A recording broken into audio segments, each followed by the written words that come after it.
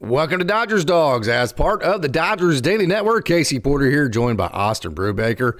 Getting ready to snow here in Oklahoma. It's been cold all week. What's it like there for you in Michigan?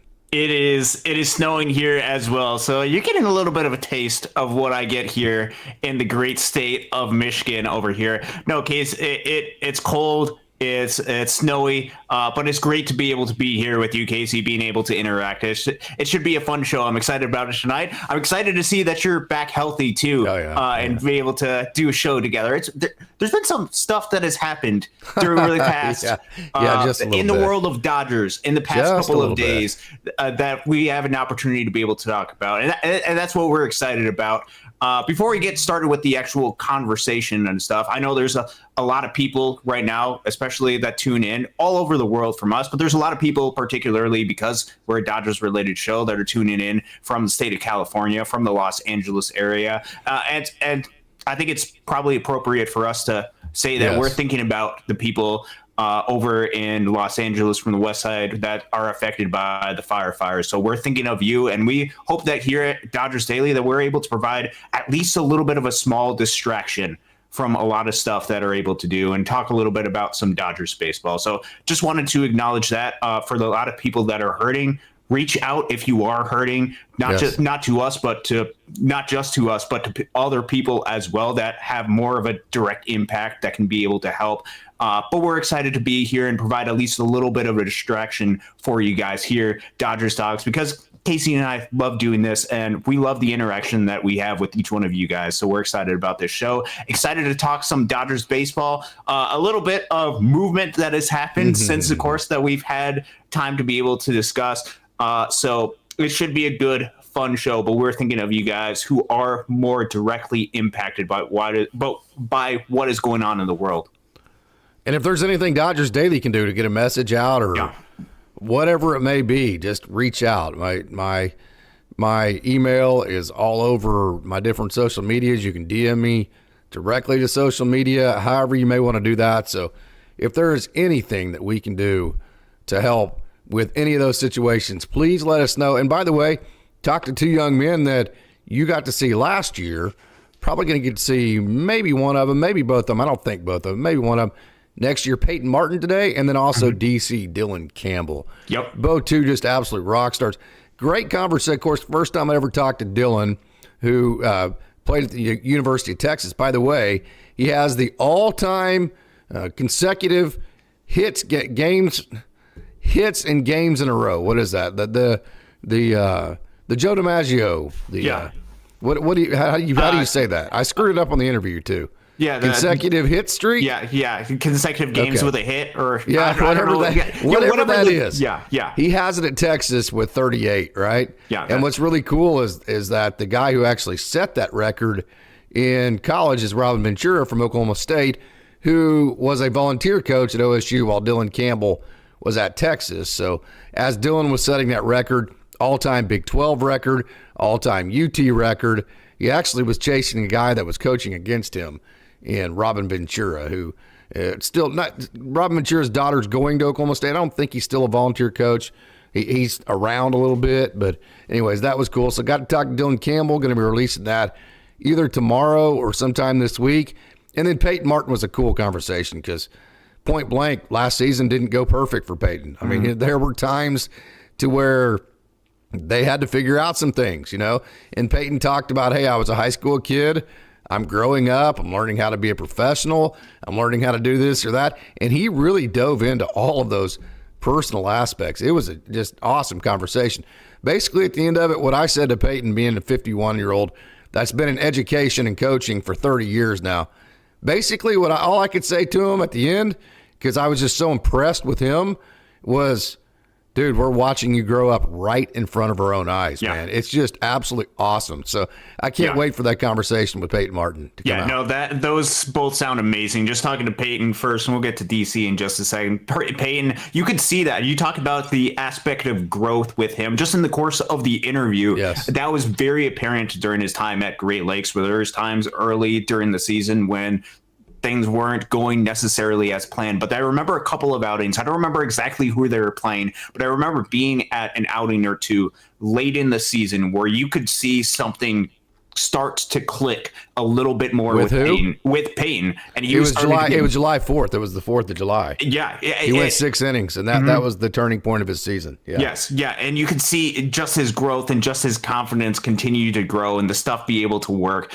It's funny how you can identify different points in the season where things start to change and things start to happen. And then with DC, Brito takes a fastball. You talked about him, and we got a chance to see him back. Not playing for Oklahoma State back in those days, but unfortunately, because he kicked OSU's ass. Yeah, oh my God. And so when I remember last year going into the season, is you specifically told me keep an eye out for this guy because he's brought a lot of pain. Glad that he is on the Loon side this time, and I'm glad that he was too, because he can attack the baseball field in a lot of different ways. He's gifted with so many different skill sets, both with speed, with the ability to play a lot of different ways in the outfield, a lot of different positions. He's got some sneaky power to him too, and he's consistent with the bat. DC, Dylan Campbell is a really good player as well. Two just phenomenal people. I'm excited to see those interviews coming up pretty soon.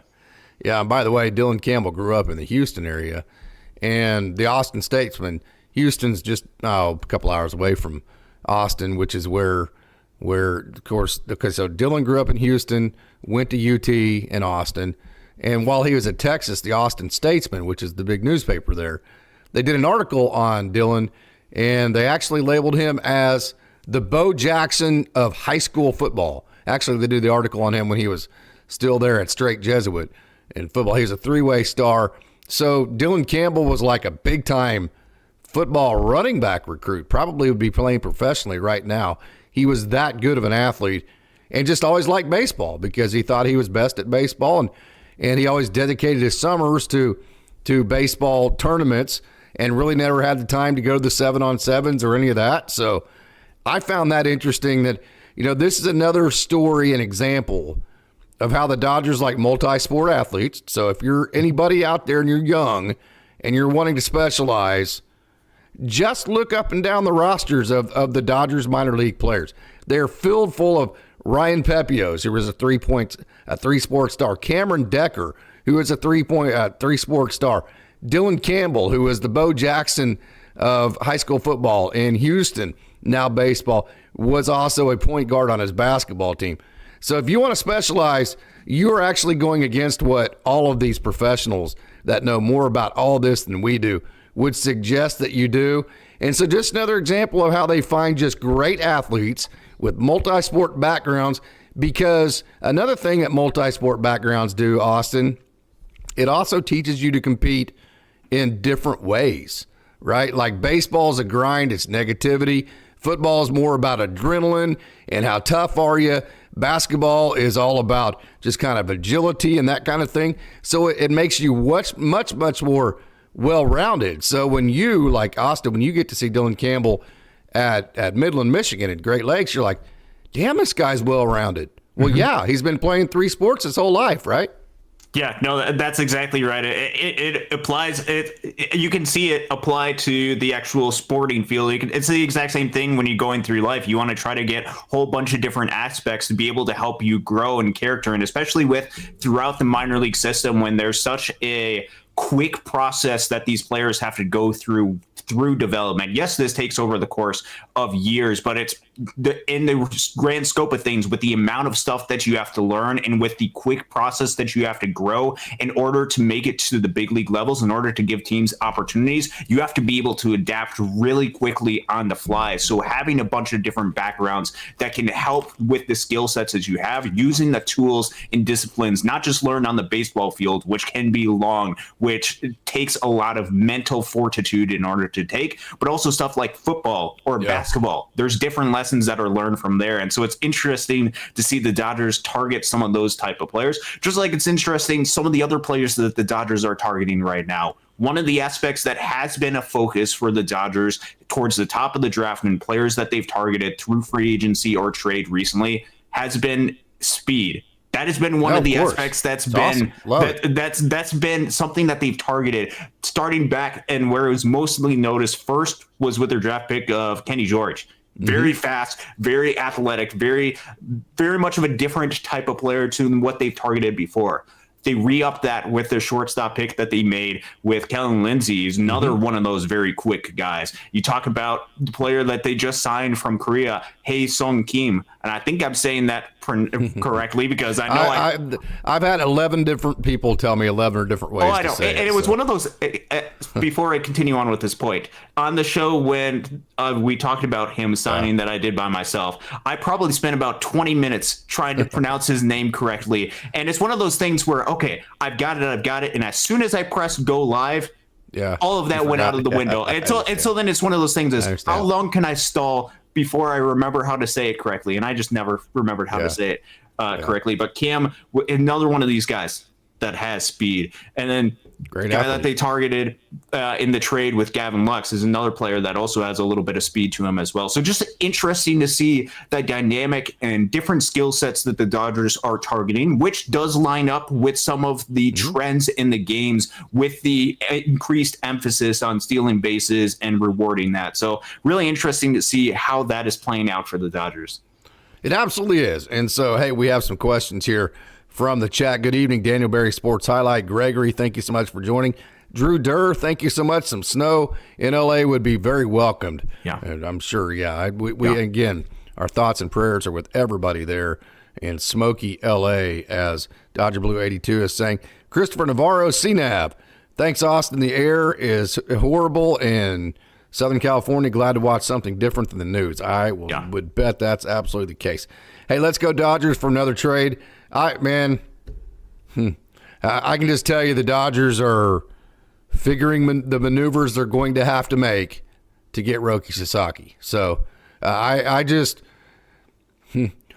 the people in the Dodger system are convinced they're going to get him. I'm convinced they're going to get him. That doesn't mean they will, but I would bet if you made me do it, I would bet. I mean, this is a pretty good situation. I think you're going to get him. I think it's looking good from everything. Obviously, we don't have access to the inside information, so we have no idea if it is. But from all the things that we're hearing, from a lot of the rumors that we have, I've got a little bit, but I can't share it. Yeah. Well, I don't have any inside information, and so based on all the rumors, based on all the things, it does seem like that seems to be the direction that things might be headed. And if it is, that's very exciting for the Dodgers because Roki Sasaki, all the reports on him is that he's an incredibly talented pitcher with all of the potential to come over and succeed. And we saw what happened when a player like Yoshi Yamamoto came over. He was able to have some success translating to the big league level, and a lot of those same expectations would come from a Roki Sasaki. And so I think that would be amazing to be able to get him. And it requires a move like that. While it doesn't initially have to require a 40-man roster spot, because it would be just like you're signing an international free agent, not like the Yoshi Yamamoto signing. It will require a 40-man and probably a 26-man roster spot once the season actually starts. You can figure out the 60-day IL, but you still have to figure out your roster, how you're able to fit all these pieces together. The 26 is the one that's going to get complicated. Yes, 40 is easy. And that's exactly correct, is they're also trying to figure that out. And it's the exact same thing that happened with the Gavin Lux situation. So it was also funny on Monday, as I just got super busy on Monday, so I didn't get a chance to go ahead and go live with the Gavin Lux. I got you, brother. Movie. I got you. I know. I appreciate. Most of the time, you're out fishing or doing whatever. On Monday nights. I was refereeing Monday night. I refereed 4 games. I got home. I was like, "What the hell? Here we go." Yeah. First off, I'm excited for what Gavin has going forward, and I'm excited for his opportunity that he gets to have in Cincinnati and playing in front of a place that's a little bit closer to his hometown, home being in Wisconsin, Cincinnati. They get to play a lot of games against the Brewers. I'm excited about that opportunity for him to be able to go to that place and be in a situation where I think he'd probably get more playing time. I think if he was still in LA, because they need to give opportunities likely to an Andy Pages, he would probably be a platoon bat, meaning he would play would have played second base versus right-handed pitching. And with him on the Dodgers, I think the Dodgers viewed him very strictly as a second baseman. And 100%. with him no flexibility there. Yes. With him just being a second baseman, he did not have a lot of flexibility to be able to maneuver and go around and fit the needs that this roster has, which with the superstar players that they have, that they are building around, and those players, Shohei Ohtani and Freddie Freeman primarily, even though Mookie Betts is one of those superstars, he's a little bit more versatile. But when you have the designated hitter and when you have first base clogged up, meaning those are already filled up, you have to find different ways in order to mix and match the pieces, because you can't afford to have any of those guys be completely solely in one position. You got to be at least a little bit versatile, or at least you can't have too much of people locked in, especially when there are question marks and uncertainty. And I think because there's still question marks and uncertainty of Mookie Betts and his ability to play shortstop, who, yes, I think wants to play or the need for position. that to happen. I mean, you might end up with somebody that makes it a better situation for that not to happen, right? Yeah. I think Mookie Betts wants to play the shortstop position. I think he would. I think he wants to play it. second base. I think he's okay with the fact if he has to play short. In which case, this opens up the possibility either way. If it is one of these things where Mookie Betts actually does want to play the shortstop position, it creates an opening for him to be able to test that out and be able to see it. I think you and I have doubts as far as whether that's good for the long-term health of him, and I think it's fair to have some of those doubts because shortstop is a very taxing position. It also opens up the door and the opportunity to play a second base, which with Gavin Lux, because Mookie Betts is he's going to be playing every single day type of player, that would have eliminated basically all of his at-bats and not given the Dodgers the flexibility they need to be able to go and make that change if that change is absolutely necessary. So for that, I think it's a good thing for this Dodgers roster. It also opens up another roster spot for you to be able to maneuver stuff, whether that's filled in with a Kike Hernandez or whether that's an opportunity to say, hey, we don't want just one guy with options on the big league roster. We have the opportunity to have two guys that have minor league options on the big league roster. And that core group really that has a realistic possibility of making this team based on everything that we're seeing is Andy Pages, James Outman, and a Hae-Sung Kim. I think there could be two right now with the roster as situated without Kike Hernandez. There could potentially be an opportunity for two of those players to be able to make the roster. Even if they're seeing platoon or bench at bats, they would still be getting some playing time. So it creates optionality in the Dodgers' ability to be able to move some stuff. Plus, it gives them the ability and more flexibility to be able to do stuff at the minor league level and continue with the development and growth, which with the way that the Dodgers are operating, with the payroll that they want to have sustained success. And so in order to have sustained success, you need to continue to have development. You need to continue to have an influx of talent throughout the minor league system. The increased draft pool money that they're going to have with the addition of, I believe it's the 37th pick, could change depending on which players sign and where players sign. It's around that towards the end of the first round, the competitive balance A pick that the Dodgers were able to pick up creates a lot more options of what they can do in the draft than what they've had over the past couple of years. They've taken that opportunity and run with that in past years. And so I think that's going to be a good thing for the have. And it also adds a really talented player into their system that I'm actually really excited to see because he could at some point go through Great Lakes. And I'm hoping for a Loons championship. So I hope that happens as well, selfishly.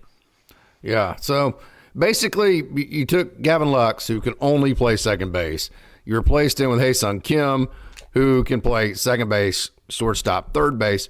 So flexibility there. And so now you can do anything from Tommy Edman at second, Mookie at short, Tommy Edman at short, Mookie at second, Hae-Sung Kim at second, Mookie at short, Hae-Sung Kim at second, Mookie Betts or Tommy Edman at short, or whatever you want to do.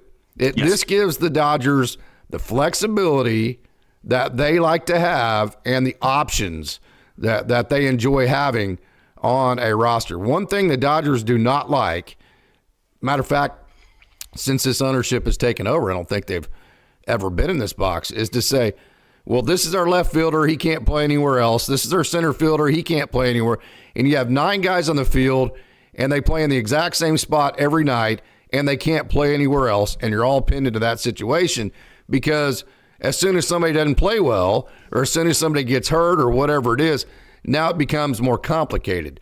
The Dodgers like to fix different situations, whether it be a slump or an injury, by having that flexibility and optionality. Plus, they needed to figure out what they were going to do with the 26-man roster. And whenever you have very tight margins and you really don't have enough spots for everybody, the people that start getting cut are the ones that aren't superstars and then also don't have any positional versatility.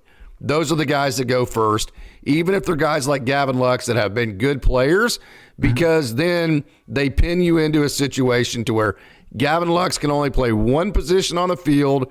And so if we have an injury or a slump or we have different situations to need to take care of, Gavin Lux can't figure those out for you because the only thing he can do is play second base. So the Dodgers went and got a good return for him. They figured out what this really did was it helped with their 26-man roster. It opened up a spot from that perspective. And then also, like I've mentioned in a couple of comments, don't think of this like Hae-Sung Kim versus Gavin Lux. Yeah. Think of this like Tanner Scott versus Gavin Lux or Roki Sasaki versus Gavin Lux, because what this Gavin Lux deal did was it opened up that last spot on that 26-man roster to go get a free agent and not have to do it via trade. And Roki Sasaki will not be done via trade. Tanner Scott would not be done via trade. So whoever the Dodgers get out of free agency, they only are going to be able to do that because of this Gavin Lux trade. So it's not Gavin Lux versus Hae-Sung Kim or any of the prospects. It's Gavin Lux versus Roki Sasaki or Tanner Scott or whoever you get with that spot he cleared up. Yeah, that's the way I look at it. Yeah, I look at it as the ability to have options and make decisions about your roster, because as you mentioned, the Dodgers don't like to be locked into certain positions, but they are locked in to some of the positions that they have right now. Freddie Freeman's first base. Will Smith is going to play catcher. You have Teoscar and Conforto in the corner outfield spots, which they can move around and play the other corner outfield spot if needed, but neither of them are a center fielder. And then right now, I think Max Muncy is basically a third baseman who can play a little bit of first base, but I don't see him as an up the middle type of player. So they need a little bit more of that flexibility to be able to move around defensive positions. I think this allows them to be able to do that and creates more options for them. In Gavin Lux's defense, he has been a solid, if not closer to league average type of hitter who did perform incredibly well during the second half. And if you're doing some of the projections right now, if you're just comparing Gavin Lux to a Hae-Sung Kim, you would probably project Gavin Lux to be the better hitter in the 2025 season based on what he's done at the big league level. Gavin Lux last year was a top 15 to 20 second baseman in the game of baseball because he was close to that league average type of position based on his total complex. And you don't know necessarily how Hae-Sung Kim his bat is going to translate. We've seen some struggles from players coming over from the KBO. Doesn't mean that they can't become good players, or it doesn't mean that with the best situation, which I believe is under the Dodgers coaching and instruction, they can get the best out of those type of players. It is really difficult to project, but this allows them a little bit more flexibility to be able to maneuver and make different moves. And I think it's also probably a better situation for Gavin Lux as well. It is a better situation. It is a better situation. I think a lot of the criticism has been far overblown for a player like Gavin Lux, and the whole rejoicing over Gavin Lux being traded. That bugs me a lot as a person who actually gets to know some of these players and know that just is not. I don't think that's the Dodgers way to be able to interact. So I'm going to continue to root for Gavin. It is what it is. Yeah. It's over. It is what it is. Yeah, I'm going to continue to root for him as he continues to go over to Cincinnati and hope that he does have a lot of success over there. I hope that he proves that he is the player that he was in the second half. Even though that player would certainly be helpful for the Dodgers, I still think the Dodgers have a ton of talent that they can still win a ton of games, and the optionality is desperately needed for this roster that I can root for both. Root for the Dodgers to have success and root for Gavin to continue to go out there and prove a lot of people wrong and be the player that we expect him to be, and that he has all the potential in the world to be. Yeah, just relax and go play like you're capable of, and maybe get a fan base that appreciates what you can do and supports you and that kind of thing. Which that would be a situation that would be perfect for Gavin, and on a team that could be good. I think the Cincinnati Reds have shown that they will put some good teams together. But hey, let me ask you this: so even if Mookie Betts does play shortstop this season, how many years is he going to do this? I mean, is he the future at shortstop for the Dodgers? I don't think he's long-term future. I have serious doubt that he's going to be the shortstop over the next several. You even look at the number of players that are age 32 plus that are consistent regulars at the shortstop position. We've seen what that does to like a Miguel Rojas, who would be the best defensive shortstop that the Dodgers have. He can't go out there and give it every single day. Now, I get it. He's a lot older than what Mookie Betts is, but it has a lot of wear and tear on that position. So I don't see it being necessarily the long-term future for Mookie Betts going forward. I think it can be a short-term. I think it could be maybe a 1 to 2 year type thing, depending on how well he is able to do at the shortstop position. And as long as it's not a major red flag or major well below league average defensively out of him. But I don't think he's necessarily the long-term answer at the shortstop position over the next several years. I think it's more of a shorter-term type deal. We'll see if he's able to handle it. Although with Mookie Betts, he has proven a lot of people wrong, and he has certainly a lot of athleticism and ability to be able to do stuff. So this is just based off what I've seen so far, and understanding understanding the aging dynamic, that there's not a ton of shortstops that are up there in age. Yeah. I just don't. I wish the Dodgers would figure out the shortstop position. It's too important of a position. I just wish they would figure out the future of it. Maybe they think Alex Freeland's the future of it. Maybe they think Noah Miller is. Maybe they think there's somebody coming off the books on somebody else's payroll that will be available in a year or two, that they're just trying to wait around. We know the Dodgers think ahead like that they're just waiting around and kind of putting a stopgap shortstop out there, and they don't want to go commit to a young guy or a big contract, knowing there's somebody else like a Bo Bichette out there they might be getting in a year or two. Maybe there's a plan like that, but just the baseball brain in me, I guess I'm bitching and moaning, and I've been doing it for quite a bit of a time. But it's like when you sit down and you figure out your roster and your lineup and that kind of thing for the year, it's like literally shortstop's one of the first positions you try to figure out. And it just is weird to me that the Dodgers just haven't really had any urgency whatsoever to try to figure out what the future is at this position. That's I don't know, I guess frustrating to me, because that's just such a position of need. And then also, it's a very demanding position. So, yes, I think Mookie Betts will probably be about a league average defensive player. But I think it's going to take its toll is like those last couple of years where the skills are already diminishing. And so you need all the positive margins you can get out of a guy whenever he has a long-term contract. And I mean, it's kind of like doing things like smoking in your body or drinking alcohol or whatever. You know, when you're 23 years old, it's what the hell. Where you actually pay for that usually is on the back end of whenever you get a little bit older, right? So the shortstop deal, I think Mookie will be fine this year. But I think if he does it for an extended period of time, where it's going to really hurt the Dodgers at the back end of his contract, where it's going to go downhill faster.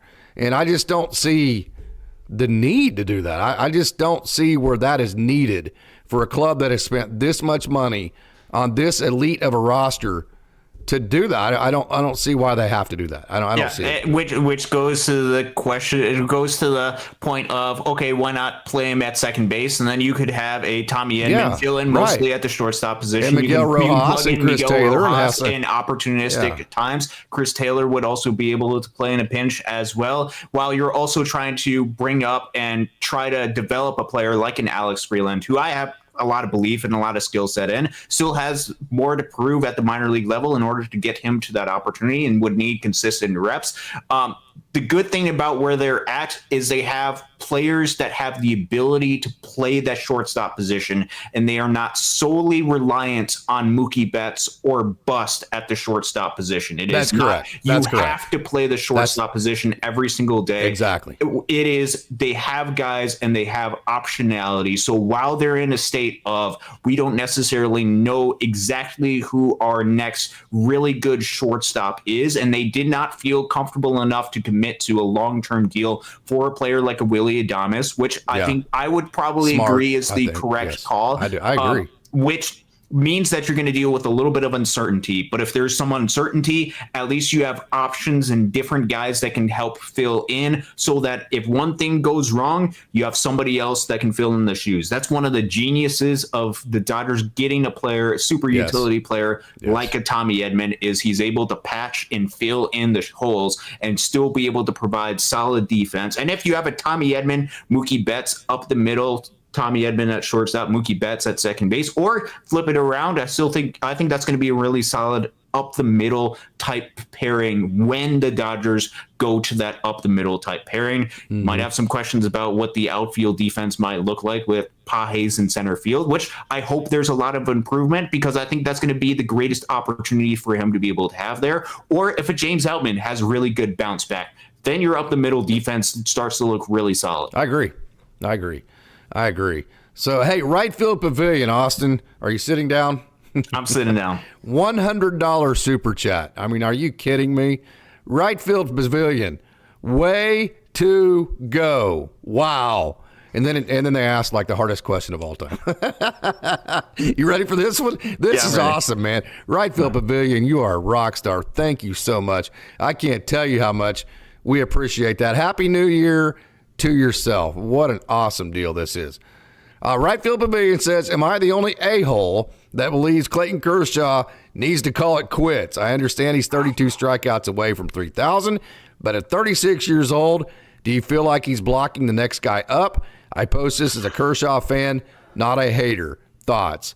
I'll say this, and this is going to ride the fence, and I know it's going to, but I do believe in legacy. I believe Clayton Kershaw has earned the right to be on this team if he wants to be, and retire as a Dodger the way that he wants it to be retired. And at the same time, I think from a strategic perspective, lightning's going to strike me down. I think the Dodgers are actually a better team with Clayton Kershaw's not on it. It's a very tough balance to be able. First off, thank you so much, Right Field Pavilion. Yes. Incredibly grateful. Did I say that correctly? I mean, did we just lose all of the Dawgs fans out there? Are they turning it off, cussing me now? It is. There is concern because of the recent health with Clayton Kershaw, and as players get up to this point of their age, and you start to come back to injury. You're starting to see this with some of the other notable pitchers that are of Hall of Fame pedigree, like a Verlander or like Scherzer, who are starting to become less effective as they get up in age. As injuries start to mount, you're going to see their effectiveness likely start to fade. Now, Clayton Kershaw basically has earned the right to do whatever he wants to do if he wants to come back to the Dodgers. And so that's one of those things where, okay, how many games is Clayton Kershaw going to actually lose this Dodgers team? I would guess probably not a lot, because I think he's still decent. But is he? But Major League Baseball is the ultimate results sport. Is he better than the guy he's actually replacing on the roster? Is he better than Dustin May? Is he better than Tony Gonsolin? Is he better than Bobby Miller? Is he better than Landon Knack? Is he better than Ben Kasparius? Is he better than Justin Robleski? If the answer is yes, then he's in there. If the answer is no, then at that point you have to say that Clayton Kershaw is on the roster because of legacy and not because of competition.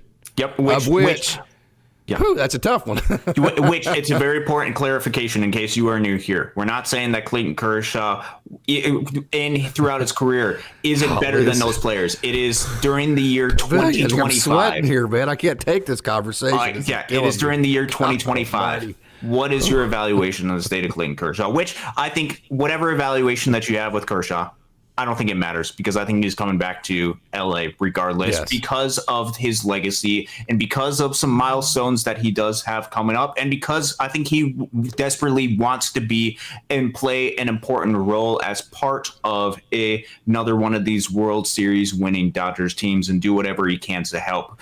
He's a fierce competitor. He's a Hall of Famer. He deserves all the credit in the world for everything that he's given to this maybe my favorite Dodger of all time, period. Oh, yeah. I remember him because specifically because the first season that the Loons were in town, 2007, the one notable player, or there are several notable players, but the one person that showed up during that first year was Clayton Kershaw. And he came through Midland, and it was one of the coolest things to be able to ever witness. So I think regardless, I think he gets an opportunity with the Dodgers. I think that ultimately is what is going to happen. And so I try not to speculate on a whole lot of the other stuff just because of the expectation. But that is a tough thing to be able to have and a tough thing to be able to evaluate because it's in a self-evaluation of these players as far as a question of where is my skill set level and how long am I able to maintain this and how well he's doing post all of the injuries that he's had to sustain. We have no idea how he's doing with that process. That has to come from the Dodgers and that has to come for Clayton Kershaw. I was able to see that up close and personal. He has all the respect in the world and there's no amount of good positive adjectives that you can give to Clayton Kershaw with what he's done to the Dodgers organization. So that is such a tough conversation that the Dodgers won't have it. Yep. If he wants to come back, he's going to be on the roster. They will not have that. And there's very few players that get offered that, that earn that. And Clayton Kershaw, if there's anybody that has earned that, it's him. He's earned that, no doubt. The Dodgers won't have that conversation. Again, they will not. If he wants to come back, he will. Now, there's a limit to that at some point, you know, 5 years from now to be different, but as of right now, that conversation will not be had. The only question I would have, and this is something to think about, and if Clayton watches this, which he's never heard of Dodgers Daily or Dodgers Dogs or me or you or any of that. Or he's the biggest fan in the world. Well, maybe, right? But in case it does come across his desk, which sometimes weirder things happen, right? Yeah. But the only thing that I would say, and I would say this to him if he was on right now, is are you on this Dodgers roster because you are the best man for the job? Or are you on this roster because your name is Clayton Kershaw? And if it's the second one, I would ask you to evaluate that from a personal perspective and have respect for the Dodgers. So, having said all of that, because we are all lovers of Clayton Kershaw, right? No doubt about it. Having said that, what we all need to hope for in this scenario, let's button it up by saying this. We need to hope it's both case scenarios, that he is on that the conversation is not going to happen. But he is also then on the Dodgers roster because he is the next best option. That eliminates any and all of the conversation that needs to be had. So I think that's how I would button that up. Did I get out of that one? Yeah, and history has shown with what he has proven in the past that he could be one of the better pitchers on this roster. He has a vast history of multiple Cy Youngs, of just an insane pedigree that he has. So he very well could be one of the best options too. I'm excited to see what he's able to do for the milestones that he has. These milestones are special to be able to go and witness. And I think this next milestone for him coming up, I think is going to be really exciting for Dodgers fans to be able to witness. Yeah, 100%. So, yeah, man, I'm so glad to see that in this chat we have so much respect for Clayton Kershaw. Not surprising, obviously, because he is just absolutely one of the best pitchers that has ever walked the face of the planet. So, all right, down to 39, you got Roki Sasaki figured out if you go sign Roki Sasaki. Yeah. So if the Dodgers want to go get a closer in Tanner Scott, and then they also want to sign Kike Hernandez, how in the hell do you do that? So they would have to be a trade, right? There would have to be a trade to clear two 40-man spots. You got that figured out with spring training. We know that. You can sign Kershaw, then you got to put Kershaw back on the roster too. So really at this point, if you wanted Roki Sasaki, Kike Hernandez, and Tanner Scott and Clayton Kershaw, you would have the 40-man's fine. We know that. You're going to put the 60 ILs on the 60 ILs, and that'll be fine. But you're still going to have to clear 3 spots for your 26-man roster. So I think to get all 4 of those guys on the roster, you still need to trade away 3 guys that would be on your 26. I don't see any. From a mathematical perspective, I just don't see how that's plausible. Yeah. Okay. So let's take each one of these. Let's start with the Kike situation, because I think that's probably the most simple. The pitching side, it could be a lot of different variables, and I think you could get away with having a little bit too much, especially with players that might not come back for at least a little bit of time, because there's a whole bunch of different injuries and stuff that occur with the pitching side, and the Dodgers have shown an ability to be creative with how they implement some of the pitchers. We'll get to that in just a second. But with Kike Hernandez, where the Dodgers roster sits right now, as far as position players that they have on their 26-man roster, I think there's 2 roster spots that are open, and then you also have 2, not 1. Okay, very good. Yes, and then you also have the roster spot that is occupied by Chris Taylor. We're just assuming at this point that he's going to be on the Dodgers, but you're assuming it's Outman or Pages, not both. So what I'm saying right now is if you look on Fangraphs with the Dodgers, which is a website that we encourage you guys to use, the 2 roster spots that I'm talking about that are open that could contain guys that have the ability to be optioned down. One of them is currently occupied by Hae-Sung Kim, which there is a chance that he starts the season at the major league level. Oh, no he doubt. also has the ability to be optioned to the minor league level. So if the Dodgers do not feel like he is ready or want to get him a little bit more acclimated to baseball in America, perhaps starting him in Oklahoma City, they do have the option to be able to send him down. The other roster spot that is occupied by somebody that has options is occupied by either an Andy Pages or a James Outman. So it's you can either kind of go either way. So where the position players are at right now, with the current players on the roster, is you can currently have 2 players that have minor league options on the Dodgers, which means if you just take those 3 players, Ha-Sung Kim, you take Andy Pages and James Outman, you can technically pick and choose and have 2 of them on their big league roster. So if you wanted to do a platoon with Andy Pages and James Outman without Kike Hernandez, you can currently do so. If you want to have Hae-Sung Kim and then one of Andy Pages or James Outman, you can go with that situation. However they want to maneuver and manipulate that. If you add in a Kike Hernandez, assuming this does not come in the place of Chris Taylor, which I think in an ideal situation would come in the place of Chris Taylor, not because that Chris Taylor couldn't be something not that it shouldn't, but it won't. Yes, not that it shouldn't be in that case, but because I think realistically, I think it likely will not come in that case. Then Kike Hernandez would take the roster spot of one of those guys that can be optioned down to the minor league level, which means that there would be a 3-way competition between Andy Pages, James Outman, and Ha-Sung Kim for one roster spot. That's what I'm saying.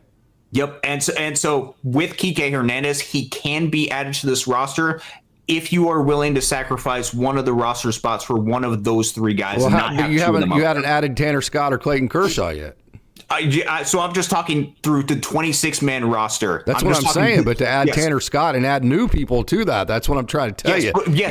But you don't take that away from the position player side. Understood. So what I'm talking about is I'm separating those out differently, because you can have 13 different hitters and 13 different pitchers. You can have more hitters. You can't have more than 13 different pitchers unless you have a 2-way player like Shohei Ohtani. That's what's special about Shohei Ohtani. So you have to kind of divide them out into 2 separate different categories for the 26-man roster.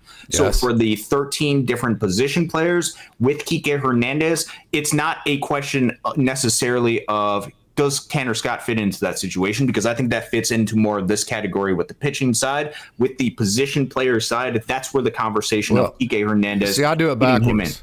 I do the overall math, and then I figure out which side, whether it be position players or pitchers, that you need to get rid of.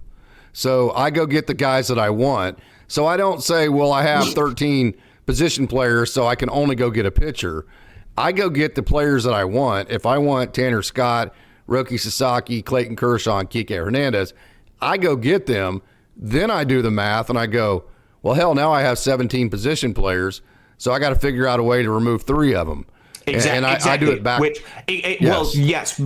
But you still make that the distinction, position players versus pitchers, and try to work that out. So let's just assume that the Dodgers are bringing in a Kike Hernandez, which I think there's probably a good shot that they go ahead and bring in Kike Hernandez. He's not taking the roster spot of Tanner Scott. He's taking the roster spot of either Andy Pages, Ha-Seong Kim, and James Outman, in which case there's only one a roster spot available for them. Again, assuming that Kike Hernandez does not take the spot of Chris Taylor, which I think is less likely than the other one because it's the easier decision for the Dodgers to be able to do at this point. And they have a lot of respect for what Chris Taylor has done for the Dodgers in the past, and they typically don't like to make that type of moves. So with Kike Hernandez, I think there is opportunity for him. You could bring him in if you want to work out a deal and have him come in during spring training when guys get added to the 60-day injured list. So I'm not necessarily worried about a 40-man roster spot at this point. I think I'm more worried about, okay, what does that mean? And what is the competition like for those three other guys? Because if you add in Kike Hernandez, he likely removes one of the two opportunities that they have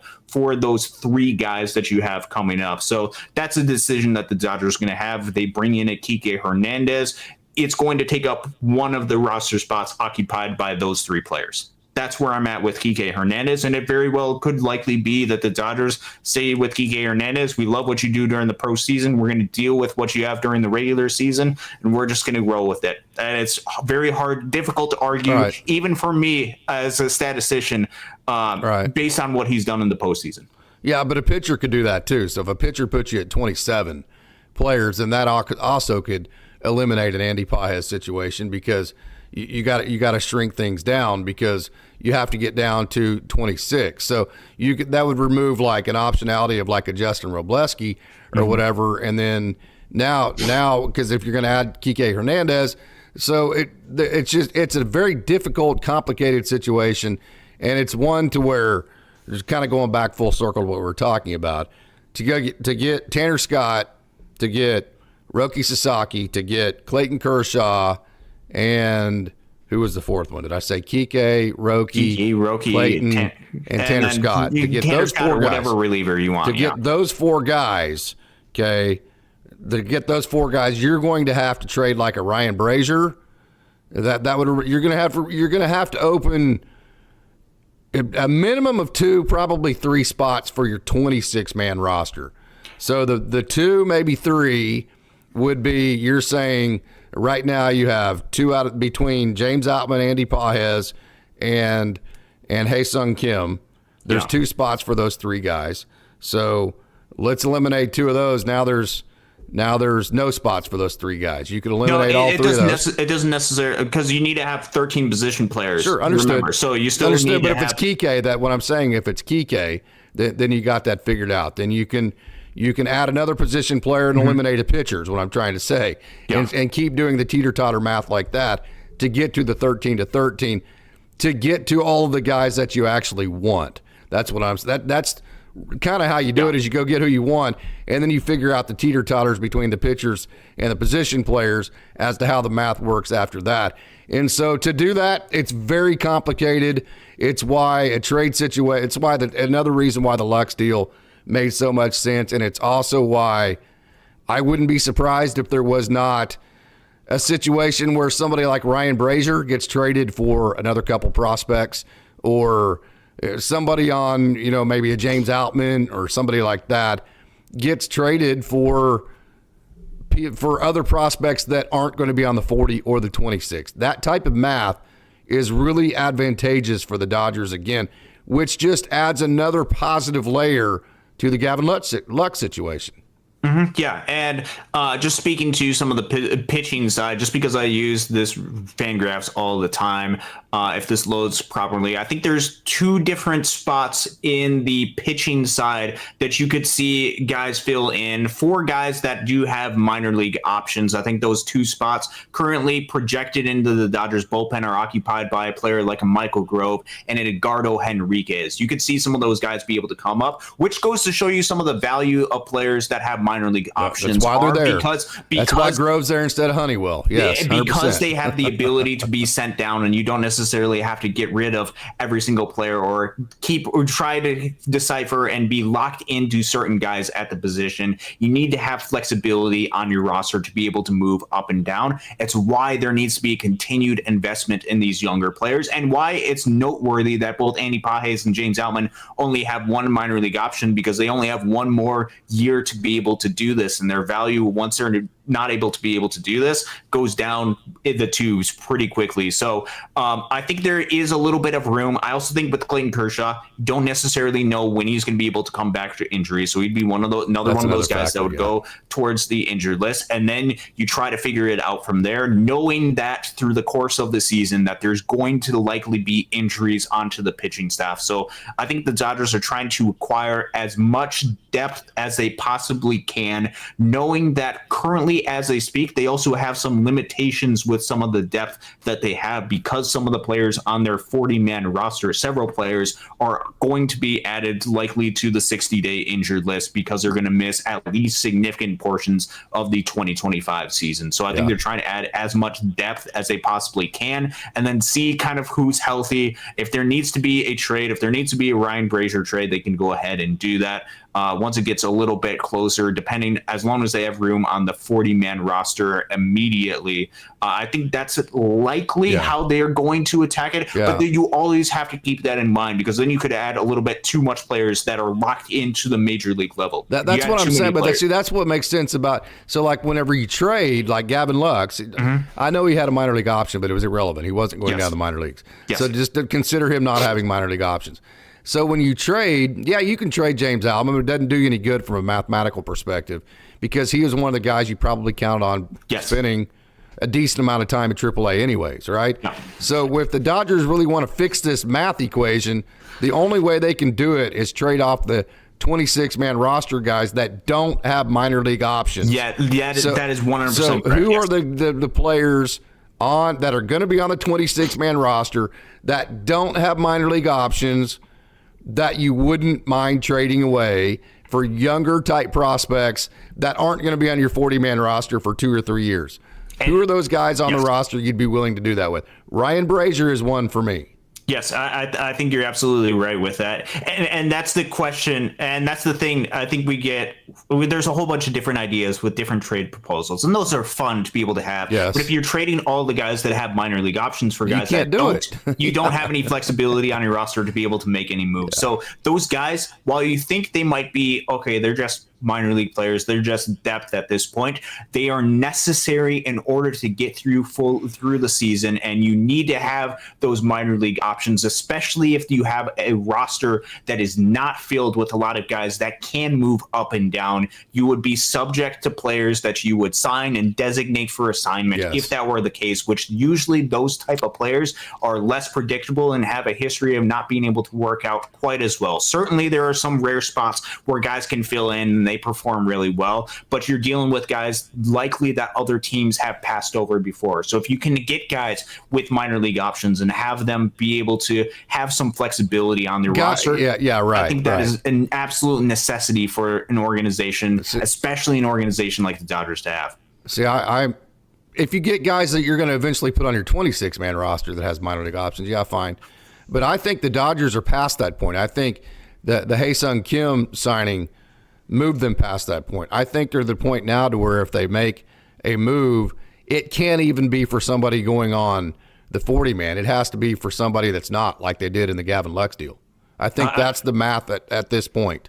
And I think that's going to be a strategy that they should partake with, especially with a lot of the crowding of situations, and especially with the Dodgers not being able to draft towards the top, not having their bonus pool money that they have that they would use to go after and get certain players. You hear this all the time, that the Dodgers, why aren't they getting the superstar type of players from the draft? Part of that reason is because they're not drafting anywhere near the top. They had no shot of getting a guy like a Bobby Witt because they weren't even close to drafting number 2 overall. And that is a good thing for the Dodgers to have. So how can you supplement that talent and continue to have guys that can come in through the system? 100%. It's by finding unique ways to to go out and get that talent. And because the Dodgers are so good at developing players that other organizations want and could use at the big league level that the Dodgers don't have room for, you can move those guys at opportunistic times in order to continue to reinvest into the farm system and continue this cycle. And that is an avenue for sustained success, which if you want to build a dynasty, you need to have those avenues for sustained success. You saw how successful the Michael Busch trade was, which Michael Busch is having a phenomenal time in Chicago. Doesn't matter. Incredibly well. Dodgers still came out well there. The Dodgers performed really well in that trade, and you have to have moves like that. And Michael would not have had the same opportunities in LA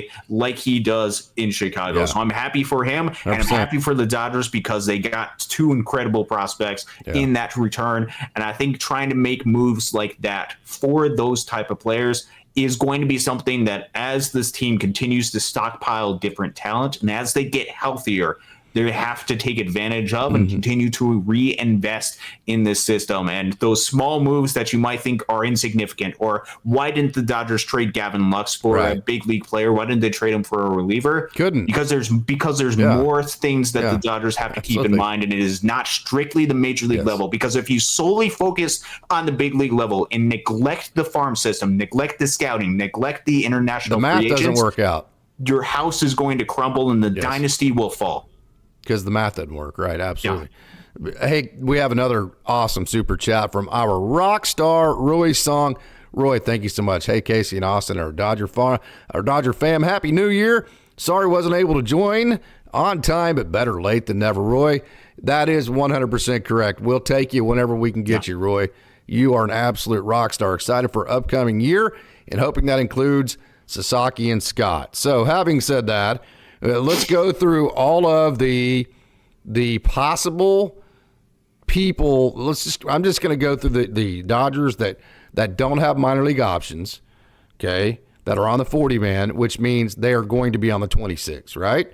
So you can already tell the guarantees on the 26-man roster by going to any of the roster resources, because at that point, then if you just go to the roster resource, then let me see if I can pull this up right here.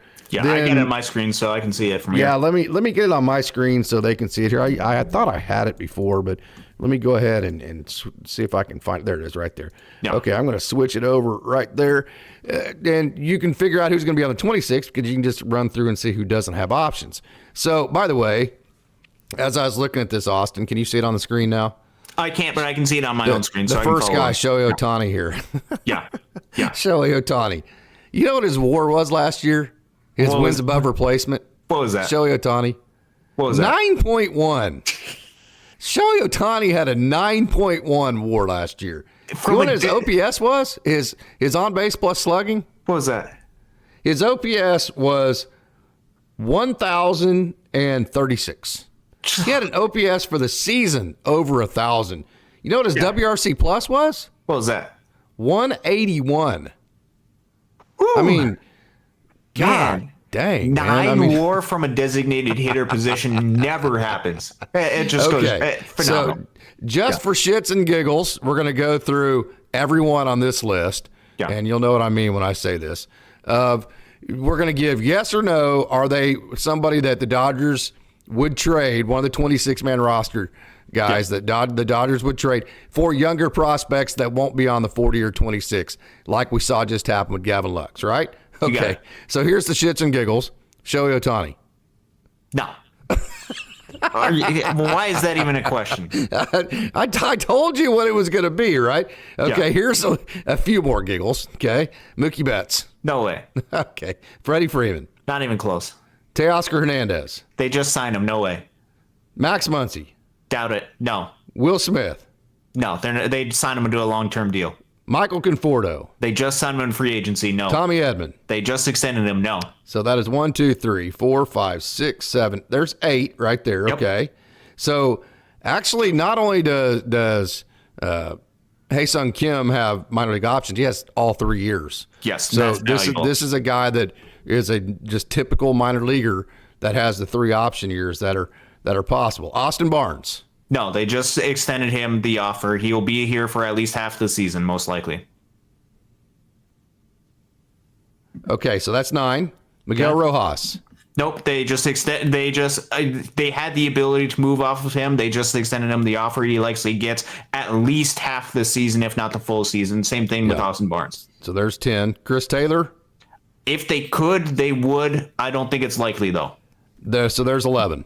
Okay, so there are 11 guys that absolutely no way, shape, or form would the Dodgers trade for anybody that's below a 40-man roster type guy like we saw in the Gavin Lux deal. So that leaves and a lot of these is because they signed them for free agent deals. I don't think they signed them to free agent deals and then going to go immediately and trade them. They could, but I see that as very unlikely. Okay, so what did I say? That's 11? Yes. Okay, Michael Kopech. No. No, there's 12. Trinan. No. 13. Phillips. No, I don't see that as likely. Okay. 14. Okay, and I'm going to get back to these next two, but I'm going to skip over them. Alex Vesia. No. 15. All right, so there is 15 right there. Which okay. Vesia does have one, but he's not going to be optioned down to the minor leagues. Understood. Yep. Yeah, so there's 15. All right, so at that point, that is how many pitchers? That is, okay, Blake Snell. No. 16. Yamamoto. No. 17. Glasnow. No. 18. Gonsolin. Interesting possibility, but I see it as doubtful, especially because he technically still has one minor league option. Yeah, well, so let's not count him. Dustin May. If he's healthy, no. Yeah. I would say no, but I don't know what the state of his health is. So there is Kopech, Trinan, Phillips, Vesia. So how many is that? Count that as I go. Kopech, Trinan, Phillips 3, Vesia 4, Snell 5, Yamamoto 6, Glasnow 7, Dustin May 8, and let's put Shohei Ohtani on the let's just not count him. He's bonus. He's bonus. He's bonus. Right. Okay, so at that point now, so you have basically 4 or 5 spots left for all of these guys right here. Ryan Brazier, Anthony Bonda, Edgardo Henriquez, Michael Grove, and then you have your guys that are going to be hurt. Hunter Fiducia is a position player side. So of the 2 guys, in my opinion, that don't have minor league options that I think the Dodgers would consider trading, okay? I think you're looking right here at Anthony Bonda and Ryan Brazier. Both very good pitchers, both pitchers that have done a very good job in the Dodgers system. But I think if the math comes down to it, to where you keep in mind, another thing you're going to have to do here. What did I say the numbers were for the pitchers? There was like 8 or 9 different pitchers. Okay. We have 5. So you're going to add Roki Sasaki, right? You're going to add Clayton Kershaw, and then maybe a Tanner Scott, right? Mm-hmm. So there's 12. That leaves 1 spot. And then that does not count Ryan Brazier and Anthony Bonda.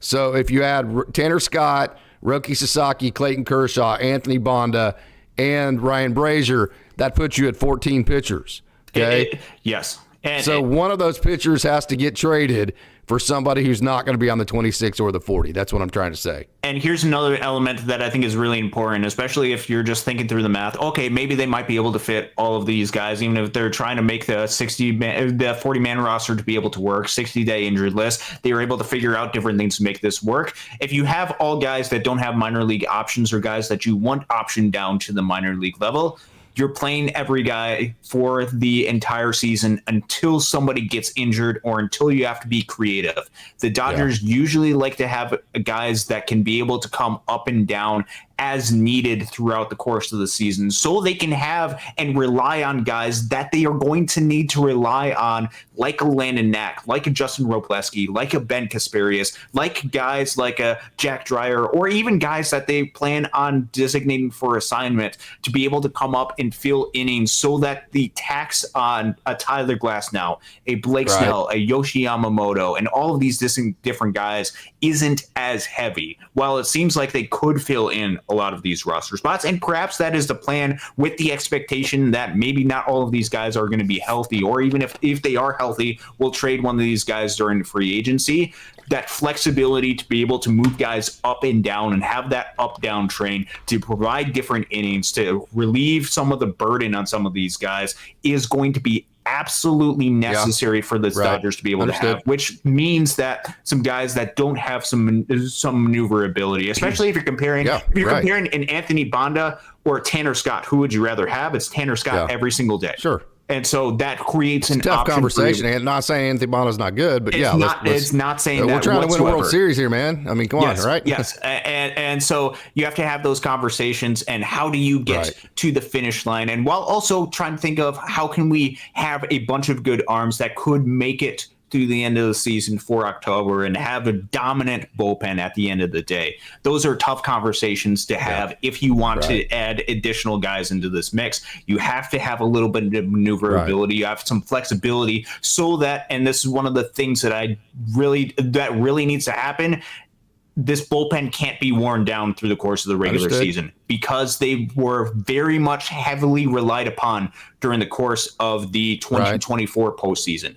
If you are just have guys that, let's say you're running it back like what you did during 2024, and you're putting a lot of the burden on those guys, especially if you don't have guys that can come out with length and you have a 6-man rotation, you're adding a little bit of an increased burden on the bullpen, and eventually that could backfire on you if you're not careful about how you go about it. Right. Blake Snell 1, Yamamoto 2, Glasnow 3, Gonsolin 4, May 5, Ohtani 6, Kopech 7, Trinan 8, Phillips 9, Anthony Banda 10, Ryan Brazier 11, Alex Vestia 12, Clayton Kershaw 13, Tanner Scott 14, and Roki Sasaki 15. And that's the map. That's before you get. Hold on. That's before you get to Bobby Miller, Landon Knack, Ben Kasparius, Justin Robleski, or any of those guys. Okay, so you are 2 spots over. So I'm trying to say, I'm going to say it again. Let's go one more time. Blake Snell, Yamamoto, Glasnow, Gonsolin, May, Ohtani. There's 5. Kopech 6, Trinan 7, Phillips 8, Banda 9, Brazier 10, Vessia 11. Clayton Kershaw 12, Roki Sasaki 13, Ryan Brazier 14, Anthony Banda 15. Right? Okay, so you are 2 spots over. It's not the 40 man. You're 2 spots over on the 26-man roster if you want to get Clayton Kershaw and Roki Sasaki and Tanner Scott. And so at that point, you're not even looking at a Bobby Miller and any of those guys. So that's why it makes sense to take a Ryan Brazier and an Anthony Banda who don't have minor league options and then go turn them around for 2 younger prospects that aren't even going to be on the 40-man, because now that opens up 2 spots to have versatility, to bring up a Landon Knack, to bring up a Justin Robleski, to bring up a Ben Kasparius, to give Bobby Miller, to even be able to come close to doing that. You're going to have to trade Anthony Banda and Ryan Brazier.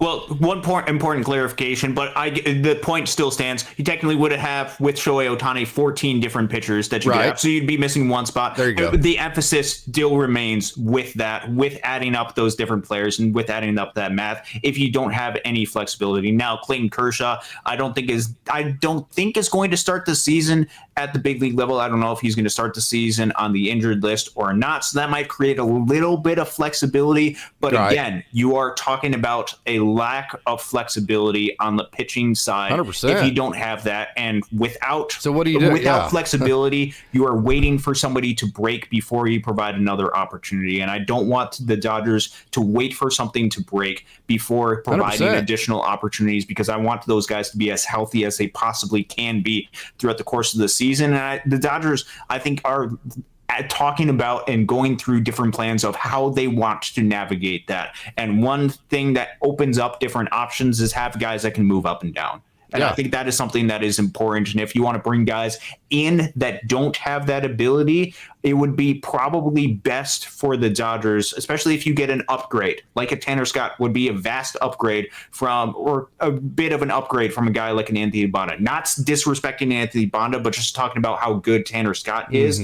Then you're talking about the ability to be able to potentially move off and create additional roster flexibility. Yeah. That's what the Dodgers have to keep in mind with additional guys that they want to add in, while also trying to think, okay, how do we also create a plethora of depth that we can pull to in October? Because you we have to saw have what one happened. spot available for that to happen. So you got to go from 15 to 13. You said 14 is the amount of pitchers that you can carry because of Shohei Ohtani. So to have that one up-down spot, you've got to go from 15 to 13 is what I'm trying to say, because that last spot has to be an up-down spot. So you're 2 spots shy. You're 2 spots shy to get down to being able to use your up-down train. And so to me, the math just suggests the Dodgers have to trade 2 guys off their pitching roster right now that don't have minor league options for guys that aren't going to be on a 26 or 40. Assuming that they go out and get a Roki Sasaki. If they go get all those guys, yes. Yeah, to go get all those guys. Yes, that's correct. Does that make sense? Did I explain any of that properly? No, I think that makes a lot of sense. Yeah, there has to be it's the exact same thing with the position player side. But it's different with pitchers because of the increased wear and tear on pitchers and wanting to avoid using your additional bullets. Is how do we limit the wear and tear on the Dodgers pitchers, which could mean that you're relying a little bit more on guys that can move up and down, the guys that have minor league options available, relying a little bit on more of those guys to be able to get you through the season, so that the guys that you want healthy, that are really, really talented, that should be pitching in October, and we do not need to go through another October where those guys are injured, actually able to make it to October. Because if you do not have any flexibility with that, you have to wait or be creative about guys that get placed on the injured list. And that is something that I think there should be, and they should try to avoid that as much as they possibly can. So still try to make this roster as good as possible. But if you add really good, talented players, that creates the ability to go ahead and trade. And that actually might be a good thing with flexibility on this roster, just like we saw with Gavin Lux. Is Gavin Lux going to be a better player than Hae-Sung Kim during the 2025 season? I don't know. There's a good chance that he possibly could be, based on what he's done and the unprovenness of Kim at the major league level. But the ability to move around and make different decisions with your roster, I think, is something that's really valuable for the Dodgers as an organization to have. Just like that is true on the position player side, it also could be true on the pitching side, especially if they have the opportunity to get 2 and a couple of amazing pitchers to add onto this roster that will be on the major league roster. You still need flexibility to be able to call guys up and down and get you through the course of 162. So it leaves the door open for some of those guys who are talented pitchers and very well could fit into this role with the Dodgers' ability to move off of them if needed, and potentially get some guys in return that could help you out long term.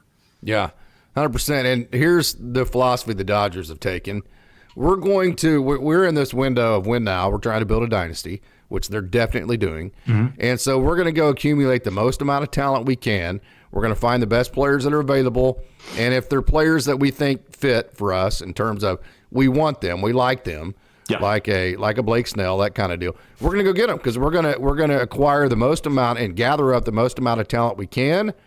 And then after we do that, we're going to sit down and have a beer and sit around the campfire and figure out how all this math works on the 26-man roster. That's literally exactly the philosophy of what's happened this offseason. I mean, it's amazing to watch, because the players that they brought in and the players that they re-signed, they're really talented players. 100%. And it's so exciting to be able to have them part of this team and to have that problem they have. Most other organizations do not have this type of problem. This is very much a unique 100%. Problem for the Dodgers to be able to handle. And that, as a fan base, while these conversations might be a little bit difficult, they're completely different from what other organizations are having, which makes you go and appreciate what the Dodgers are doing right now. Yeah.